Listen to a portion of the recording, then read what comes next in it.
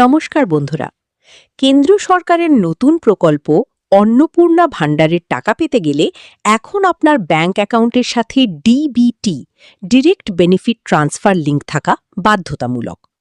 আপনার যদি এই লিঙ্ক করা না থাকে তবে প্রকল্পের সুবিধা পেতে সমস্যা হতে পারে।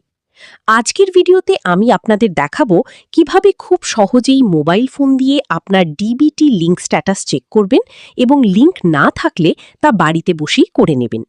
ভিডিওটি শুরু করার আগে ছোট্ট অনুরোধ, ভিডিওটি ভালো লাগলে লাইক দিন আর আমাদের চ্যানেলে নতুন হয়ে থাকলে সাবস্ক্রাইব করে রাখুন।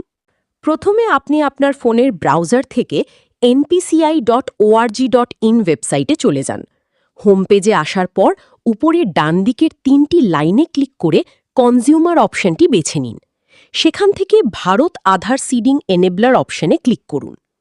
এখন আপনার লিঙ্ক আছে কিনা দেখার জন্য আধার ম্যাপ স্টেটাসে ক্লিক করুন। এখানে আপনার আধার কার্ডের 12 সংখ্যার নম্বরটি বসান এবং নিচের ক্যাপচা কোডটি দিয়ে চেক স্টেটাসে ক্লিক করুন।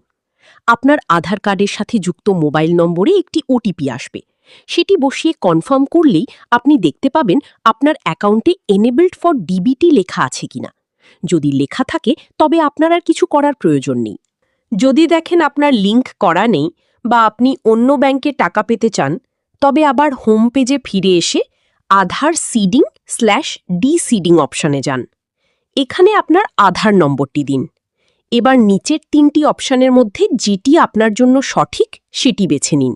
আবেদন করার কয়েকদিনের মধ্যেই আপনার ডিবিটি লিঙ্ক আপডেট হয়ে যাবে। অন্নপূর্ণা ভাণ্ডারের টাকা সরাসরি পাওয়ার জন্য এই কাজটি আজই সেরে রাখুন। যখনই এই প্রকল্পের আবেদন শুরু হবে আমি ভিডিওর মাধ্যমে আপনাদের ফর্ম ফিল আপ করার পদ্ধতি দেখিয়ে দেব। আজকের তথ্যটি কাজের মনে হলে বন্ধুদের সাথে শেয়ার করুন। ধন্যবাদ।